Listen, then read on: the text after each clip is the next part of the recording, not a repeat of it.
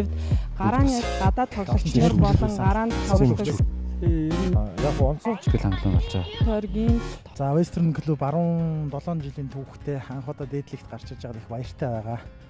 За бидний төлөвлөгөө бол ер нь дараа жил гарах бодолтой байсан. Гэхдээ энэ жил гараад ирсэн маш олон одоо дээдлэгт орж ирсэн шинэ учраас өөрсдөө шинко гэж бодож байгаа учраас зохион байгуулалтын хувьд их олон чаленжууд байсан, асуудлууд байсан. Бид нар тэр болгонд тэмцэл бүтээгээл явж байна тий.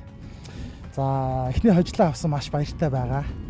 За дээрэс нь эмэгтэйчүүд маань бас Азийн тэмцээнд яваад Монголд түүх бүтээчээд ирсэн. Азийн аврагын лигт урьдчилсан шатанд нэг хожил байгуулсан. За тэгээд ер нь бол манайх энэ жил хамгийн залуу бүрэлдэхүүнтэй орж байгаа гэж өөрсдөө тооцож байгаа. Тэгээд ер нь болж байгаа өөрсдийн хүүхдүүдийг тоглуулад энэ жил одоо лигтээ үлдэх зорилготой байгаа. Энэ жил лигтээ үлдэх юм бол хүүхдүүд маань овоо сайн туршлага суuna гэж харж байгаа. Ерөнхийдөө л академи руу бол бүтэн фокустай хിവэрэ байгаа. Сэтгэл бол энэ манайхан багаараа сая хичээлээ. Ганцхан нэг өдөр шийдвэрлэхгүй. Үлдсэн 4 голыг манай багаараа хийсэн. Ассистигч мөн гэсэн манай багийнхан өсөө.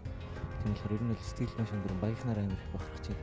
Тэгээд үлдээдлэгт удаан тоглосон бишрэл тормхон багийг хийсэн дүнхээр их баяртай байна. ямар хуваа Western багийн хэд бол одоо яг U19 цомын тэмцээний дууснаас шууд эхлээд дээдлийнхаа бэлтгэлтэй ихсэн. Ер нь бол бэлтгэл формууд бол маш сайн гэж хэлж болно. За тэгээд ерөнхийдөө сайн байна.